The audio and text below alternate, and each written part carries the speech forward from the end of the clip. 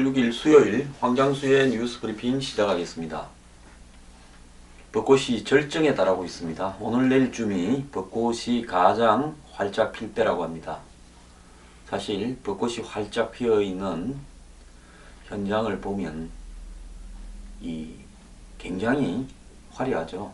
화려하고 또 이 봄은 요즘 굉장히 짧아졌습니다. 근데 봄에 가장 먼저 피는 벚꽃은 이 피어있는 기간이 더 짧습니다. 벚꽃 축제한다 소리가 들리는가 말까 하고 쳐다보면 벚꽃은 다 떨어졌습니다. 자, 봄날에 흩날리는 벚꽃 속에서 선거가 진행되고 있습니다. 참 이번 선거 보면요 좀 한심한데요. 이제는 후보들이 유세도 제대로 안합니다. 제가 봤을 때 한이 맺힌 일부 무소속이나 군소정당 후보들이 마이크 잡고 이야기하는 것은 봤지만은 제대로 1, 2당의 유력 후보들이 당선 가능성이 높은 후보들이 유권자들 앞에서 성의있게 유세하는 모습을 보지 못했습니다. 자, 선거판에 춤을 춥니다. 일당 받는 사람들이 나와서 열심히 춤을 춥니다. 선거는 민주주의의 축제다 그렇게 이야기하지만은 민주주의의 축제는 말로 하는 것이지요. 춤을 추는 거 아니지 않습니까? 어제 김무성 대표는 전주에 가서 후보자들 불러서 막걸리도 줬습니다. 김종인 대표는 광주에서 지금 급해지니까 이 광주에 미래 삼성 자동차를 유치하겠다. 그리고 이 광주를 앞으로 자동차 산업단지와 삼성의 백색가전 단지를 만들어서 수만 개의 일자리를 육성해 나가겠다. 이렇게 발표했습니다. 안철수 대표는 요즘 기세가 올라가지고 김종인, 김무성 3당 대표의 TV 토론을 하자고 제안을 했습니다. 자, 안철수 대표 생각보다 깡이 있습니다. 어느 정도는 인정을 합니다. 다만 정치에 본인의 주장대로 긍정적인 역할을 하는 쪽으로 이끌어 주길 바랍니다. 지금 정치 혐오적인 사람들로 정당들로는 이미 충분히 있습니다. 그런데 안철수 대표까지 그 중에 하나로 들어가기를 바라지는 않습니다.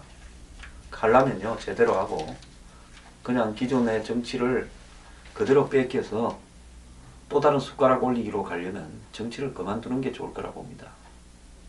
그래도 기성정치인하고 다르다고 주장하니까 이야기하는 겁니다. 기성정치인들한테는 말하기도 아깝습니다. 자, 이번 선거판의 핵심은 수도권 전체 253석 중에서 122석이 있는 수도권의 향배. 수도권에서 새누리당이 얼마를 가져갈 것인가. 저는 현재 122석 중에서 새누리당이 50에서 55석 정도 가져가지 않겠나 이렇게 보고 있습니다. 근데 수도권의 정서가 앞으로 한 2, 3일 사이에 어떻게 바뀌는가를 보고 금요일 정도까지 아마 이 총선의 향배가 바뀌어질 수도 있다고 봅니다. 자, 그 다음에 40대가요 21%인데요 이 40대가 50대까지 또 20, 30대까지의 어떤 정서를 상당히 좌우하는데 우리 사회의 주축인 생활인으로서 이 40대가 이번 선거를 어떻게 바라보는가가 매우 중요할 걸로 봅니다. 또 우리나라 국민들의 정치 성향을 조사하니까 요즘은 또 중도층이라고 하는 사람이 43%나 된다고 합니다. 솔직히 한국 국민같이 때로는 중도다, 때로는 진보다, 때로는 보수다를 왔다 갔다 하는 사람들이 많은 나라가 없을 겁니다. 국민들 스스로도요 이 말 저 말에 현혹되어서 자기 형편에 따라서 내가 중도인지 진보인지 보수인지를 잘 모르고 있습니다. 국민들이 왔다 갔다 하니까 정치인들은 아주 마음 놓고 왔다 갔다 합니다. 자, 이번 선거가 야권 분열로 여당이 무난한 승리를 할 것이냐 아니면 이 정권에 대한 심판으로 갈 것이냐 누구도 지금 예측을 하지 못하고 있습니다. 그런데 가장 무관심하고 가장 재미없는 선거로 그냥 흘러가고 있다. 이것은 분명한 사실일 것 같고요. 투표율이 50% 초반대 수준에 머무는 아주 낮은 투표율이 될 거다. 이렇게 전망이 되고 있습니다. 자, 이 속에서요. 지금 여야당은 큰 이슈가 없다 보니까 막말 한 방에 망할까 조심하고 있습니다.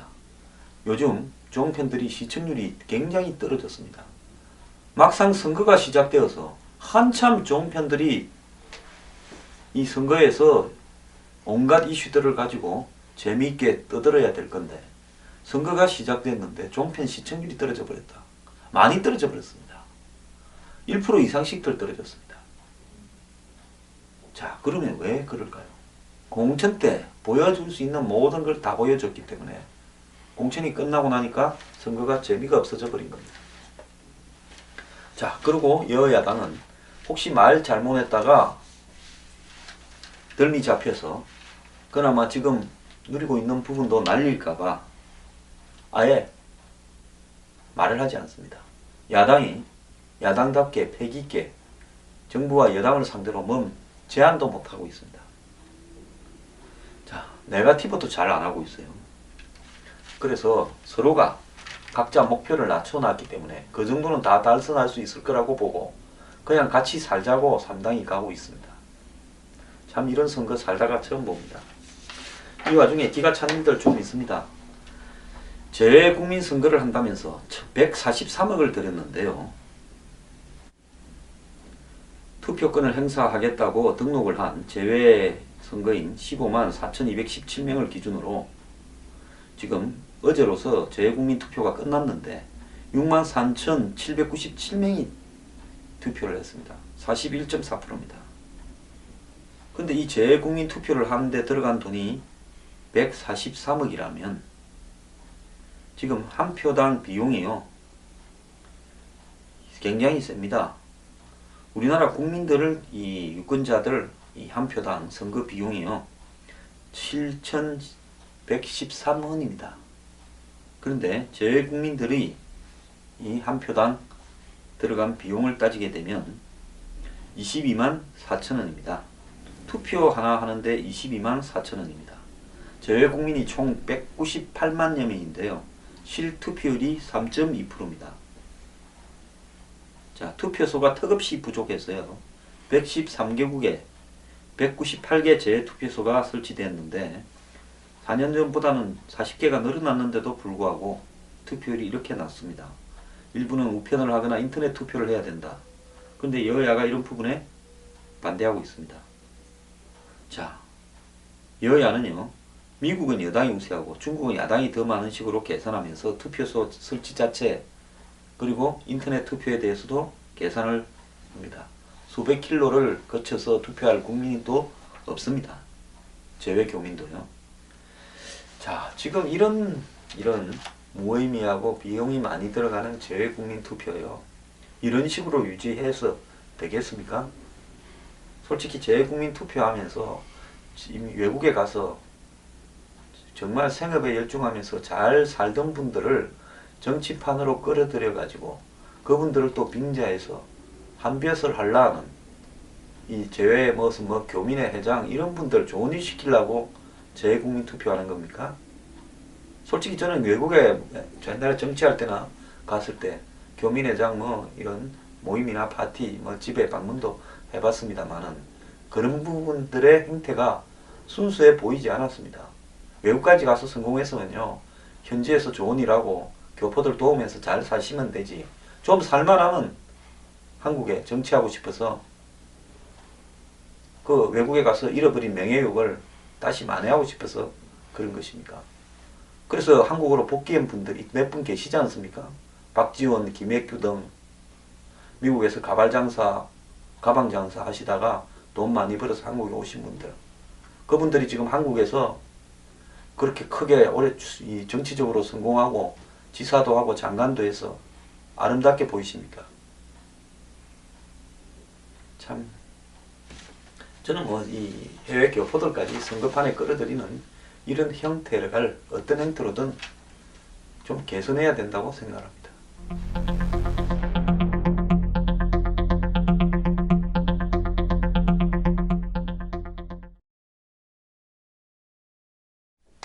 사람이 뭔 행동을 하면요, 그 행동이 이 국민들한테 진심이 있게 보여야 되는데, 정치인들이 뭔 행동을 하면 울어도 웃어도 진심이 있게 보이지 않습니다. 예를 들어서 제가 어제 방송에서도 지적한 부분인데요, 뭐 새누리당 후보 중에 빨간 잠바를 안 입고 하얀 잠바를 입는다, 그걸 갖고 또 토론의 화제로 삼으려고 제가 진짜 이런 것까지 TV에서 토론 대상이 되나 싶었지만 한마디 했습니다. 그분들요, 이 잠바 입고 하지 말고 운동원이나 잠바 입히고, 그분들은 그냥 평소에 입던 옷 입고 하라 그랬어요.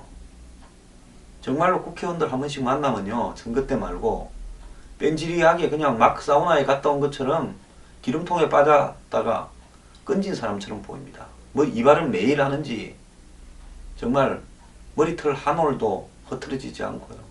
여자 국회의원분들 보면 정말 정장이 아름답습니다.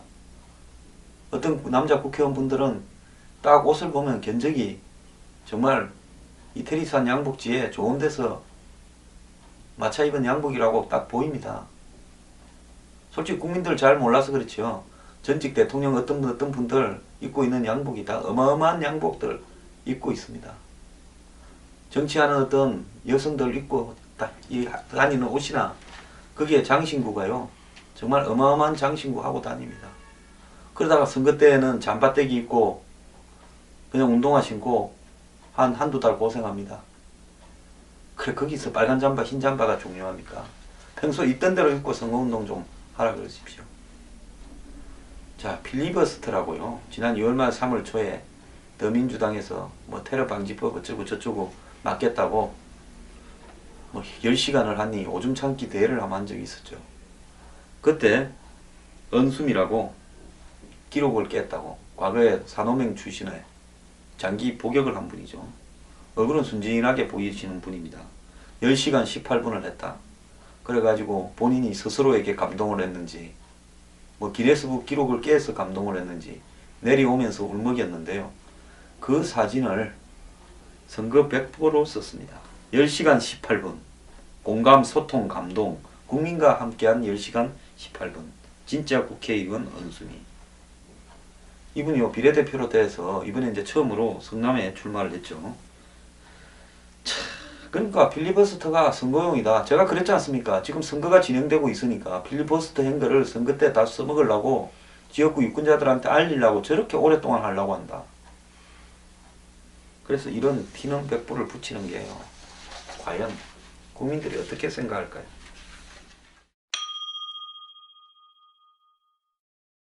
새누리당 이번에 전략공천 많이 했습니다. 더불어민주당도 물갈이 한다고 이렇게 보여주려고 현역 의원을 전격 배제하고 전략공천을 했습니다. 근데 전략공천한 지역의 성적을 보면요, 새누리당은 이 10여 곳의 전략공천한 지역을 분석해 봤는데 2곳이 우세 또는 경합 우세고 6곳은 열세거나 경합 열세, 2곳은 초박빙이랍니다. 더민주당 역시 7곳의 전략공천 지역 중에서 마포갑 한 군데만 우세고 5곳에서 열세, 한 군데 초박빙으로 나타났습니다. 자, 마포갑의 안대희 최고위원이 출마한 데인데요, 마포갑의 안대희 최고위원은 지금 노웅래 후보한테 좀 지고 있습니다. 아직도. 자, 강성규 무소속 후보, 새누리당에서 탈당한 후보가 좀 까먹고 있다, 이런 거고요. 대구 부걸 같은 경우에는 서상기 의원을 탈락시키고 장애인 우선 추천 방식으로 양명로 후보를 공천했는데, 더민주에서 컷오프 대회가 비례대표를 하던 홍일학 의원이 무소속으로 출마했는데 현재 1위를 하고 있습니다. 뭐 하려고 전략 공천을 했는지 모르겠습니다. 대구 달성에는 추경호 전 국무조정실장이 단수 공천으로 전략 공천됐는데, 여기에 구성재 전 조선일보 대구 취재본부장이 무소속 출마를 했는데, 이 일부 조사에서는 당선 가능성에서는 앞서고 있는데 실제 지금 이 두 사람의 격차가 거의 없이 비슷합니다. 어떤 데는 이 사람이 앞서고 어떤 데는 저 사람이 앞섭니다. 대구 동갑에 정종석 후보가 유선거를 밀어내고 나섰는데 이 두 사람도 지금 엎치락뒤치락 하는데 정종석 후보가 조금 앞서 있는 부분도 있는데 어떤 조사에서는 또 유선걸 후보가 앞서기도 합니다. 대구 수성을에서는 주호영 의원, 대통령 정무 특보를 했던 주호영 의원이 컷오프가 됐습니다. 이 컷오프할 사람을 뭐 하려고 정무 특보를 시켰는지 모르겠어요. 그 이인성 경북도 경제부지사라는 여성분이 공천을 받았는데 여기는 주호영 의원이 많이 앞서고 있습니다. 조금 더 이기면 더블 스코어 되겠습니다. 인천 남동갑에는 한때 뭐 문대성이라고 이렇게 표절 태권도 선수 출신 문대성 의원이 정계 은퇴했다가 김무성 대표의 권유로 다시 부산에서 멀리 인천까지 왔습니다. 원래 인천 출신이라 그래요. 그런데 여기도 박남춘 더민주당 현역 의원이 문대성 후보를 11% 앞서고 있답니다. 인천 남구을에 윤상현 정무특보가 나섰고 새누리당은 김정심 씨를 여성을 전략 공천했는데 새누리당 후보가 국민의당 후보한테도 조금 뒤져서 3등을 하고 있는데 여기에 이 김정심 후보는 김무성 대표가 와서 남구까지 와서도 자기 지역은 안 오고 옆에 지역구에서 유세를 해주고 갔습니다. 그래서 이분이 찾아가서 그 옆에 서 있었죠. 그리고 당원 멤버도 하나도 없고 하나도 중앙당에서 도와주지 않는다. 청와대와 싸우는 것 같다고 하소연하는 상황인데 이분 사무실에서 선거운동원끼리 폭력 사태가 일어났고 또 국민의당 안기호 후보가 또 새벽에 이렇게 누가 밀어가지고 좀 다쳤습니다. 이 지역구가요 유독 시끄러운데 이 시끄러운 와중에도 윤상현 무소속 후보는 조용히 두더지 유세를 하고 있답니다. 이분 고소도 두더지 고소를 했죠. 서울 노원병에서는 안철수 이준석이 좀 벌어졌다 이러는데 또 뭐 붙었다 이런 이야기도 있는데 어쨌든 안철수 의원이 조금은 앞서고 있습니다. 부산 사상에 박근혜 키즈 손수조가 지금 장원재 무소속 후보한테 많이 깨지고 있습니다.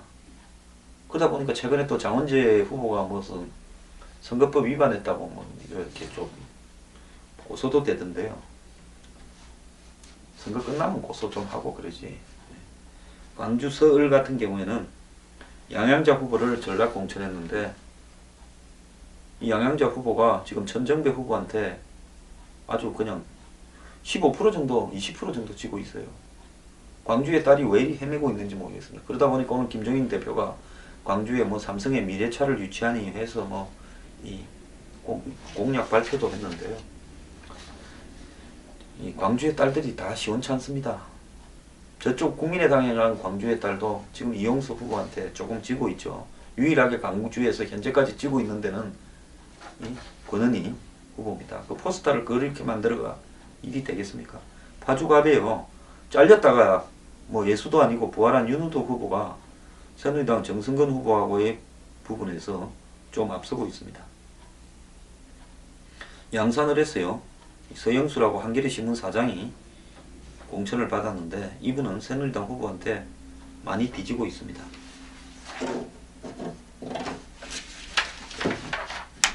서울 도봉을 했어요. 유인태 의원을 제끼고 이분 점잖고 괜찮은 분인데 친노 중에도 그래도 오기영이라고 변호사를 공천을 했는데 문재인 대표 영입 보호 변호사라는데요. 새누리당 김선동 후보가 17%를 앞섭니다. 강북인데요. 참말로 전략 공천 잘했습니다. 용인정에 표창원 씨가 나선 데는 이 베니제 씨가 한번 붙겠다 했는데 공천을 좀 이렇게 경합할 수 있는 기회를 주지. 참말로 새누리당 그렇습니다. 근데 이상일 의원하고 엎치락뒤치락 선거가 벌어지고 있어서 여기는 끝까지 가봐야 누가 될지 알 수 있을 것 같은데요. 그 용인 같은 경우에는 그래도 새누리당 텃밭이라고 할 수 있는데 참 그러네요. 그 다음에 분당갑에는 이종훈, 유승민계 의원을 컷오프 시키고 권역세를 전략 공천했고 더민주당에는 김병관 게임해서 돈 많이 버는 분 했는데 권역세 후보가 좀 많이 앞서고 있습니다. 그 다음 마포을에는요 정청래를 컷오프 시키고 손혜원을 했는데 여기에는 새누리당의 김성동 후보가 손혜원 후보를 갖다가 한 7, 8% 오차 범위 내 수준에서 좀 앞서고 있습니다. 자, 그래서 각 당이 전략 공천을 해도 그 전략 공천도 좀 순수하지 못했다 이렇게 보는 겁니다.